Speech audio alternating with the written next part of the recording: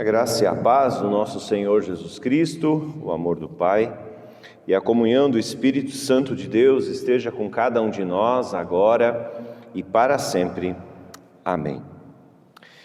Lembra daquelas histórias de gênio da lâmpada? Esfrega a lâmpada, sai o gênio. Tu pode fazer um pedido. O que tu pedirias? O que tu pedirias? Sempre que eu via desenhos animados ou filme ou qualquer coisa assim que tinha o tal do gênio da lâmpada, eu sempre pensei, eu só queria saber 6 dezenas. Só as 6 dezenas do próximo concurso. 6 dezenas. Gênio, 6 dezenas, não é difícil, mas não dá. E se tu pudesses pedir ao Deus Todo-Poderoso o que tu quisesses, o que tu pediria? Já que para o gênio não dá para perguntar, porque é só uma fábula, é uma história, é uma invenção, a gente tem um Deus Todo-Poderoso. E se tu pudesses pedir a Ele qualquer coisa, o que tu pedirias? Um dos textos indicados para a pregação de hoje é o texto de 1 Reis, capítulo 3, versículos 1 a 15, que nos conta que Salomão esteve diante de uma oportunidade dessas, de pedir a Deus o que ele quisesse. E o texto nos diz que ele pediu algo surpreendente. Diz assim, primeiro livro de Reis, capítulo 3, versículos 1 a 15. Salomão fez um acordo com o faraó, rei do Egito, e se casou com uma das filhas dele. Trouxe-a para morar na cidade de Davi, até terminar a construção do palácio real, do templo do Senhor e do muro ao redor de Jerusalém. Nessa época, o povo de Israel oferecia sacrifícios nos altares das colinas de suas regiões, pois ainda não havia sido construído um templo em honra ao nome do Senhor. Salomão amava o Senhor, seguindo os decretos de seu pai Davi, exceto pelo fato de oferecer sacrifícios e queimar incenso nos altares das colinas. O lugar de adoração mais importante ficava em Gibeon, por isso o rei Salomão foi para lá e ofereceu 1000 holocaustos. Holocaustos eram ofertas queimadas, ofertas que se colocava ali, lenha e queimava. Naquela noite, o Senhor apareceu a Salomão num sonho e lhe disse: peça o que quiser e eu lhe darei. Salomão respondeu: tu mostraste grande amor leal ao teu servo, meu pai, Davi, pois ele foi fiel, justo e verdadeiro diante de ti. Agora continuaste a mostrar teu grande amor leal, dando-lhe um filho para sentar-se no seu trono. Agora, ó Senhor meu Deus, tu me fizeste reinar em lugar de meu pai Davi, mas sou como uma criança pequena que não sabe o que fazer. Estou aqui no meio do teu povo escolhido, uma nação tão grande e numerosa que nem se pode contar. Dá a teu servo um coração compreensivo, para que possa governar bem o teu povo e saber a diferença entre o certo e o errado. Pois quem é capaz de governar sozinho este teu grande povo? O Senhor se agradou do pedido de Salomão. Por isso Deus respondeu: uma vez que você pediu sabedoria para governar meu povo com justiça, e não vida longa, nem riqueza, nem a morte de seus inimigos, atenderei a seu pedido.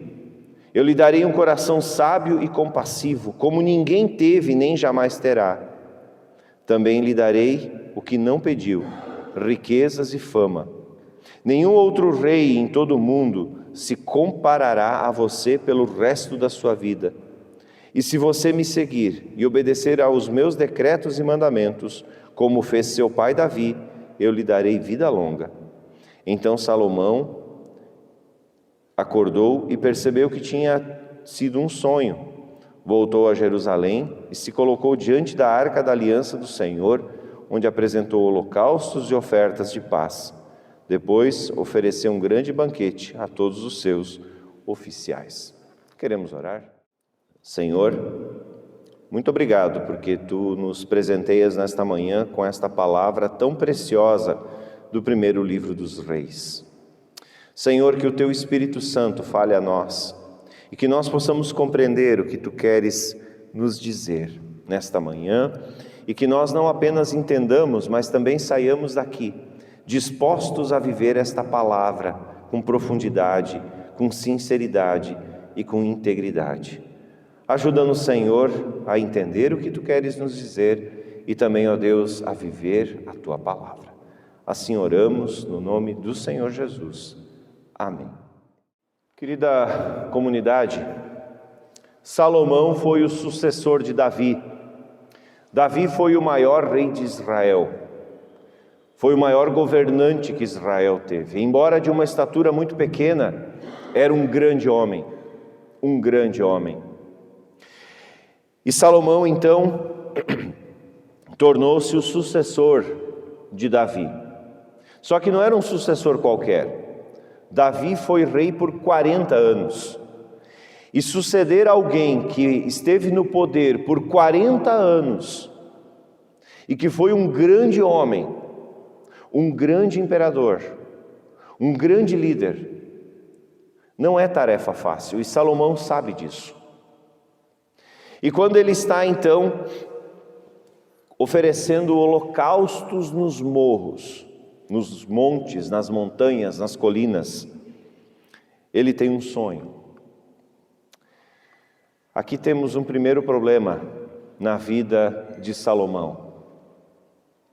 Salomão era alguém cujo coração andava em dois caminhos. Andava com Deus, mas também andava com os deuses. Por quê? Ora, Salomão era casado com 300 mulheres e tinha 700 concubinas. Era mulher que não acabava mais. E eram mulheres estrangeiras na sua maioria. Mulheres que adoravam outros deuses. E ele, para não ficar de mal com ninguém delas, ele simplesmente adorava esses deuses junto com suas mulheres. Ah, é da religião tal, não tem problema, vamos lá, acendemos uma vela. É da religião tal, vamos lá, não tem problema, acendemos uma vela. E com isso o coração de Salomão ficava indo de um lado para o outro. E percebam que ele está oferecendo um sacrifício numa colina, quando ele recebe a visita de Deus através de um sonho. E neste sonho, Deus conversa com Salomão e pergunta: Salomão, o que tu queres? Me peça qualquer coisa e eu vou fazer. E eu acho muito interessante que nessa conversa, nesse sonho que Salomão tem com Deus, ele não puxa as suas credenciais, ele puxa as credenciais do Pai, dizendo: Senhor, já que tu foi fiel, honrou meu pai, já que tu foste alguém, Senhor, que percebeu que meu pai era um homem que te amava, então eu peço que tu me des sabedoria. Eu acho muito interessante isso, que ele apoia seu pedido não na moral dele, mas na moral do pai. E muitas vezes a gente também é assim. Olha, eu sou filho do fulano. E? Ah, porque meu pai... Pois é, teu pai, mas e tu? Eu acho isso de uma falta de inteligência e de uma falta de humildade absurda, quando alguém precisa se apoiar na moral de um outro para poder pedir alguma coisa. Mas é o que Salomão faz. E isso mostra de fato o quão inabilitado ele estava para ser rei. Ele precisa buscar a moral do pai, porque ele não tem. E ele sabe que não tem. Ele sabe que não tem. Por quê? Porque ele tem mais de uma mulher. Deus não criou 2 Adão para Eva.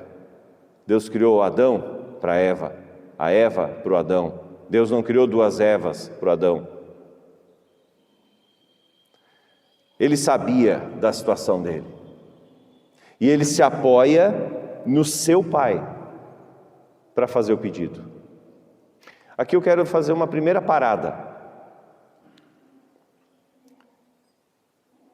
Por um lado, a gente diz assim, que medíocre isso, ter que se apoiar na moral do pai para pedir alguma coisa. Mas por outro lado, pensando diferente, o que teus filhos dirão sobre a tua fé um dia? O que os teus filhos, teus netos, aproveitando que é dia dos avós, o que teus filhos e netos dirão sobre tua fé? Senhor, tu sabe que o vô era um homem temente a ti. Tu sabes, Senhor, que a avó era uma mulher temente a ti. O pai era um homem temente a ti. A mãe era uma mulher temente a ti. O que teus filhos, teus netos e teus bisnetos dirão a respeito da tua fé? Será que eles também poderiam se alicerçar moralmente na tua história, no teu legado? Essa é uma pergunta que a gente precisa se fazer, porque muitas e muitas vezes a gente não se dá conta de que também espiritualmente a gente deixa um legado para os seus filhos e netos. Também espiritualmente a gente deixa uma história, um rastro na vida dos outros. E qual é o rastro que a gente quer deixar? Davi deixou um rastro de vida com Deus, apesar das mancadas que ele deu. E a gente conhece as mancadas de Davi, do pai de Salomão. O próprio Salomão é filho de um casamento que não era o primeiro casamento de Davi. A gente sabe da história da Batseba. Salomão é filho da Batseba. A gente sabe como é que aconteceu o rolo deles. A gente sabe que Salomão teve um irmão mais velho, fruto do adultério, que morreu. A gente sabe que Davi não é um ficha limpa. Mas por que então ele entra para a história como um homem que é referencial para Salomão e também para nós? Porque ele tinha consciência das mancadas que dava. Se tem uma coisa que a fé faz, é nos dar consciência das mancadas. É nos dar consciência dos nossos tropeções. Nos dar consciência das coisas erradas que a gente faz. E do quanto a gente precisa de Deus. E Davi sabia disso. Tanto que quando Davi fez o que fez, ele vive uma vida de morte por dentro. E é muito bonito a gente ler o Salmo 32, que é o salmo que Davi escreve quando ele finalmente é confrontado com o pecado dele por Natã. Senhor, enquanto eu calei o meu pecado, envelheceram os meus ossos pelos meus gemidos. Senhor, agora eu encontrei perdão, agora eu encontrei vida de novo. Davi sabe disso. E Salomão também sabe disso, porque ele sabe da história do seu pai. Diante disso, antes da gente seguir, porque o objetivo da pregação não é esse nessa manhã, mas eu não poderia passar por esse detalhe tão importante, sem mencioná-lo. Qual é o legado espiritual que tu estás deixando para teus filhos e netos? Essa é uma pergunta que eu constantemente me faço. Eu não quero ser lembrado pelos meus filhos como o pastor que trabalhou um monte pelos outros e esqueceu dos seus. Eu não quero ser lembrado como o pastor, o pai que orava na igreja, mas não orava em casa com seus filhos e nem agradecia na hora da refeição.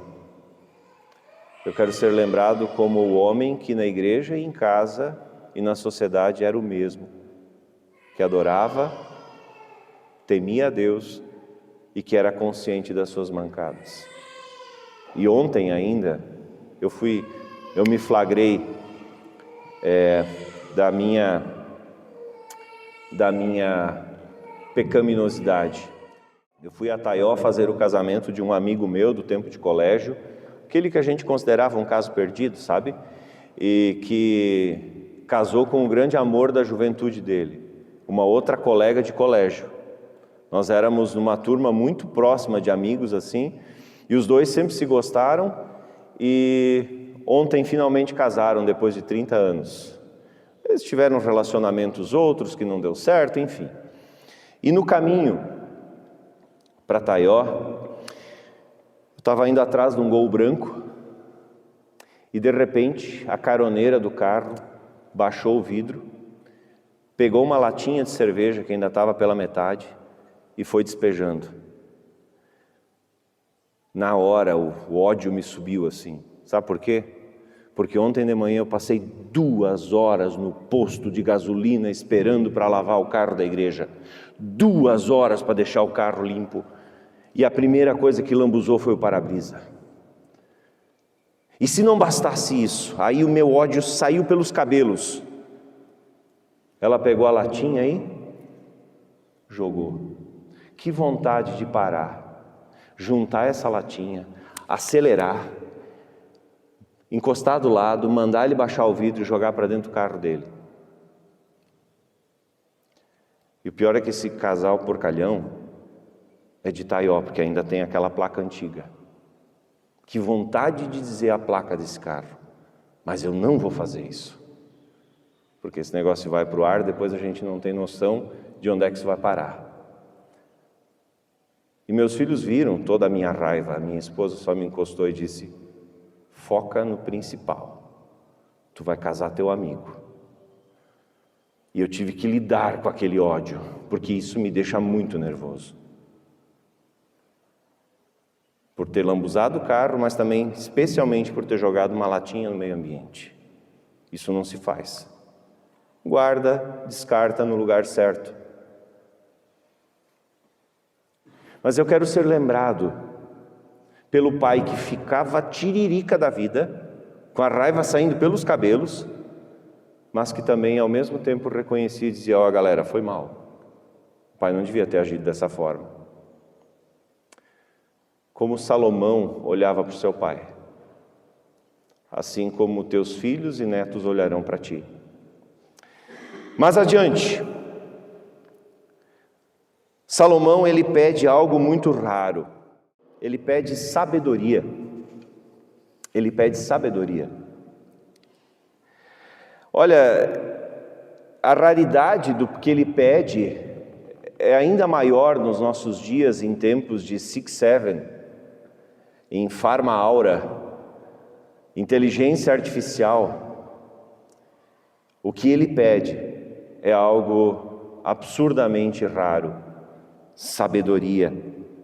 Nós estávamos essa semana em Florianópolis e nós fomos numa loja comprar umas coisas e tal, e junto nas nossas compras tinham 3 livros. 2 infantis e um que há muito tempo eu estava de olho e sempre estava num preço muito alto e eu achei lá numa promoção. E a moça olhou os livros, olhou para nós: que idade tem os filhos de vocês? Daí a Anne disse: 6 e 10 anos. Meu, que coisa mais interessante, comprando livro para os filhos. Eu disse: como assim? Por que interessante? Não, porque a maioria vem aqui para comprar joguinho de videogame. É muito difícil alguém comprar livros para os filhos. Aí eu disse para a moça: olha, nós lá em casa nós estamos com um problema de logística, porque não cabe mais tanto livro, a gente não sabe mais onde guardar de tanto livro que tem. Tem livro espalhado na sala, no quarto, até na cozinha já tem. Não tem onde guardar, porque se tem uma coisa que nos dá prazer é comprar livros. E eu fui para casa pensando naquilo, pensei assim: mas que coisa estranha, gerar assombro por estar comprando livros. Só que a gente esquece que nós estamos nos piores índices de leitura do mundo. Os brasileiros leem, em média, 2,8 livros por ano. E são 2,8 livros por ano numa população que 53% afirma dizer não gostar de ler.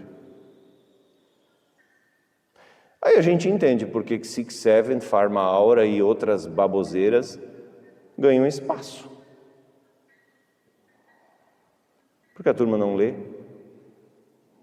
E o que Salomão pede é sabedoria. Só que a gente não pode esquecer que Salomão é fruto de uma cultura e de uma riqueza intelectual e de uma sabedoria que impactam o mundo ainda hoje. Porque se a gente olha para o Antigo Testamento, a gente vai ver que tem ali vários livros que são chamados de sabedoria. Salmos, Provérbios, Eclesiastes, Cantares.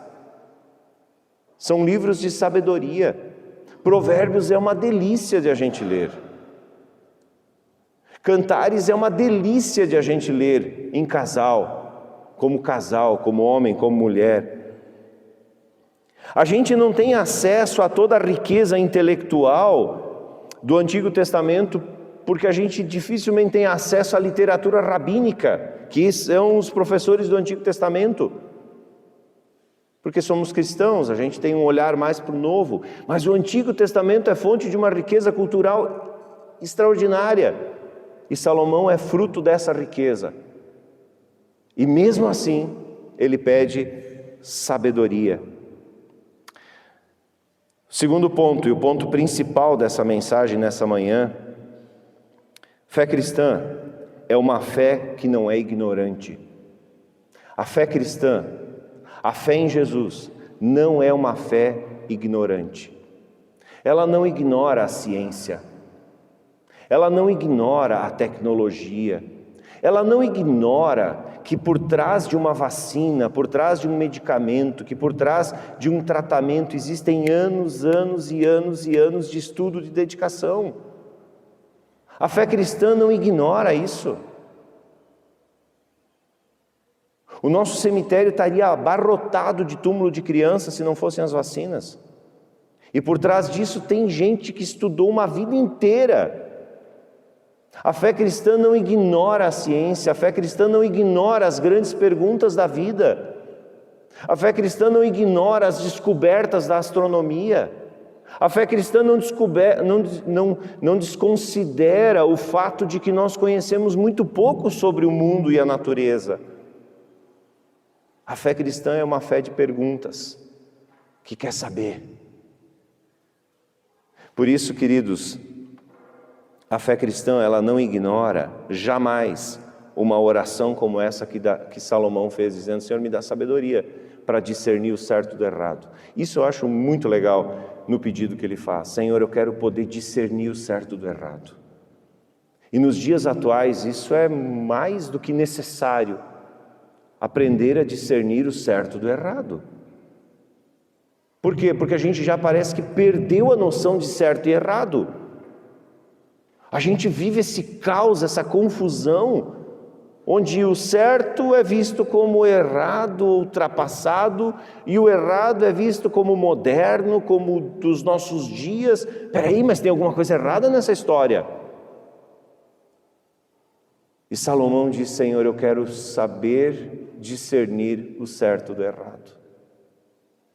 E quando a gente olha para Jesus, a gente vê em Jesus um exemplo de sabedoria. Quando, por exemplo, lá em Mateus capítulo 6, Jesus fala sobre as prioridades da vida. Viver sabiamente é viver sabendo o que é prioridade. E a gente anda ansioso. O nosso tempo é um tempo de muita ansiedade. De vez em quando a gente encontra pessoas que estão ansiosas, e ansiedade é excesso de futuro no hoje. Quando a gente vive ansioso, a gente não vive o agora. Eu aprendi com a Anne, com a minha esposa, uma frase muito interessante. Ela diz assim: Everson, a gente precisa aprender a viver onde os nossos pés estão. Ou seja, nós precisamos aprender o agora. Meus pés estão agora onde? Na igreja, no culto, tentando transmitir para vocês a mensagem da palavra de Deus. O que eu vou fazer de tarde? Bom, quando meus pés estiverem no de tarde, eu quero viver o de tarde plenamente, que provavelmente vai ser jogar bola com as crianças aqui no pátio da igreja. Sabe, a sabedoria das prioridades. Jesus nos ensina isso em Mateus 6. E tu quer mais sabedoria do que isso? Olha os passarinhos, eles não plantam, eles não colhem, eles só colhem, eles não guardam em celeiro, eles somente vivem. Olha as flores, elas florescem. Eu estou lá conseguindo cuidar das minhas orquídeas e eu vi que tem umas 3 soltando aquela varinha que vai florescer daqui uns dias. Eu não precisei ficar lá, vamos, está na hora, vamos, ela veio. E são orquídeas lindas. Isso é sabedoria das prioridades. O que Jesus está querendo nos ensinar aqui é que viver sabiamente é viver o agora. Sabendo discernir o certo do errado, com muito bom senso. Jesus nos ensina o bom senso. Jesus nos ensina o bom senso. Saber discernir as prioridades da vida é sinal de sabedoria. Porque às vezes a gente acha que deixar um legado é deixar coisas. Não. Tu sabe o que eu mais lembro da casa da minha avó? Da mãe da minha mãe? Dos momentos em torno da mesa. A minha oma fazia uns negócios de aipim, enrolava aquilo e cortava em pedacinho e fritava. Eu não sei o nome, eu só sei que é bom demais. E toda vez que a gente se encontra na casa da mãe, que tem aipim na mesa, eu sempre digo, mãe, eu tenho uma saudade daquilo, tu não tem ideia. Ela, uma hora eu faço, uma hora, quem sabe, faça mesmo. Minha mãe é boa em fazer nhoque. Meus avós deixaram uma herança, mas o que eu mais lembro é dos momentos em torno da mesa. Aquela mesa farta, que tu diz assim, onde é que vai chegar o povo que vai comer tudo isso aí? Porque é um absurdo que tem de comida na mesa. A gente conversava, meu opa conversava, minha oma conversava, nós conversávamos, tomava bronca também, mas estava tudo certo. Mas os momentos de vida vividos. Quando Salomão pede por sabedoria, ele não está pedindo por riqueza, ele não está pedindo por nada, ele está pedindo por sabedoria para viver a vida, sabendo discernir o bom do ruim, o certo do errado. E a gente vai vivendo a vida muitas vezes sem orar isso e dizer, Senhor, me dá sabedoria para viver. E é por isso que tantas pessoas vivem tão mal. Por quê? Porque viver com sabedoria não está em nós. Viver com sabedoria não é algo que nasce com a gente, é algo que vem de fora, é algo que vem de fora. E sabedoria não necessariamente tem a ver com nível de escolaridade, porque se a gente olha para as nossas universidades, a coisa está de mal a péssimo. O índice dos nossos formandos está assim assustador. Eu sempre brinco que eu não sei se a pessoa que vai assinar meu atestado de óbito de fato sabe o que está fazendo. Porque está feia a coisa.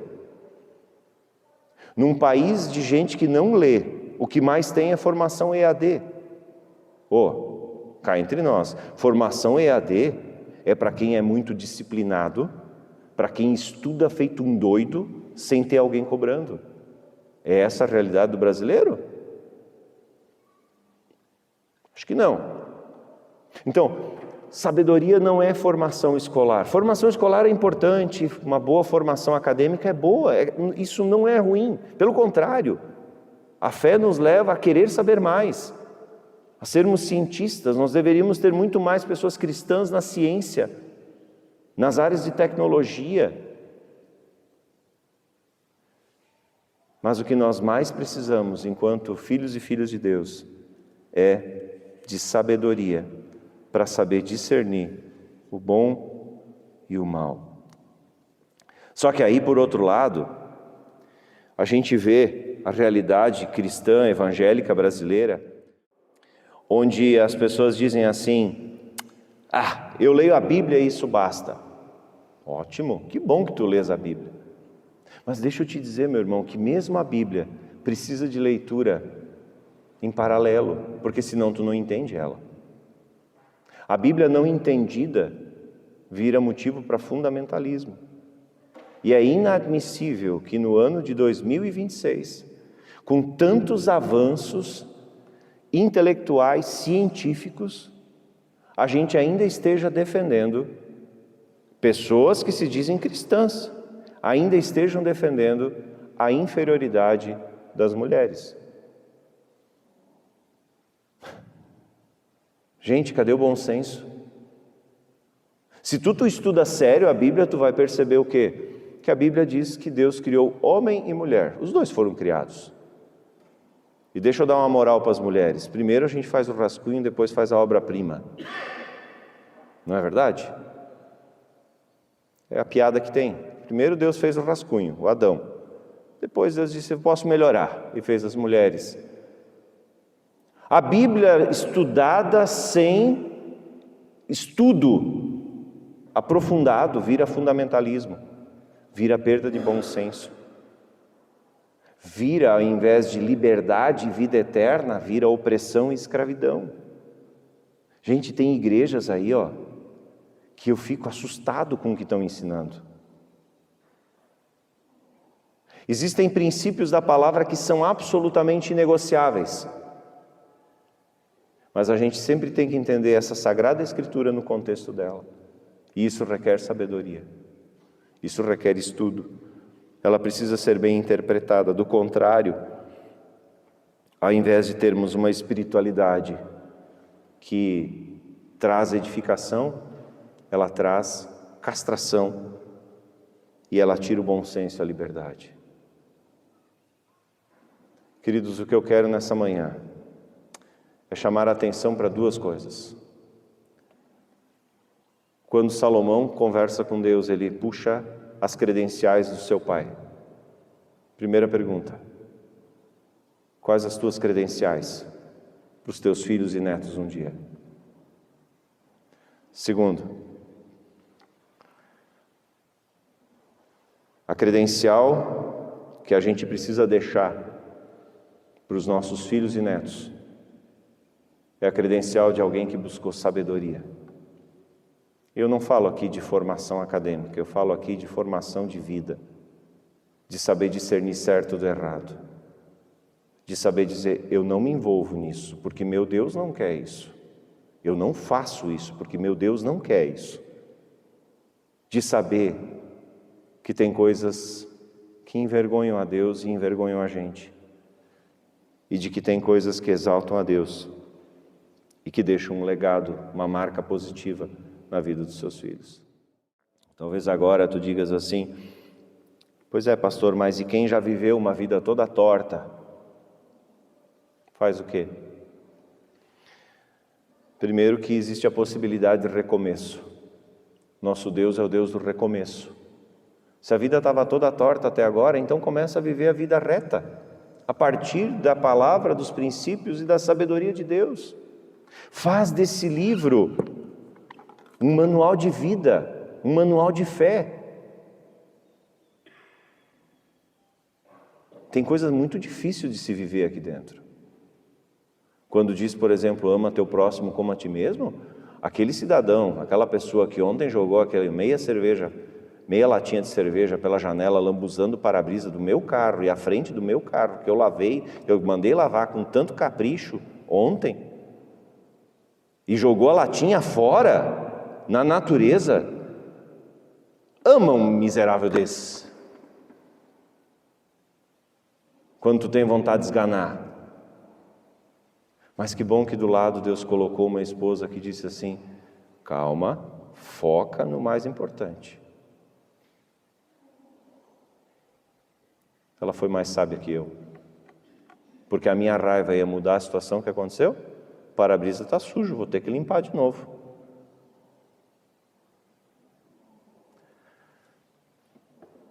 A gente precisa aprender que sabedoria de verdade só em Jesus, porque do contrário a gente não vai dar conta.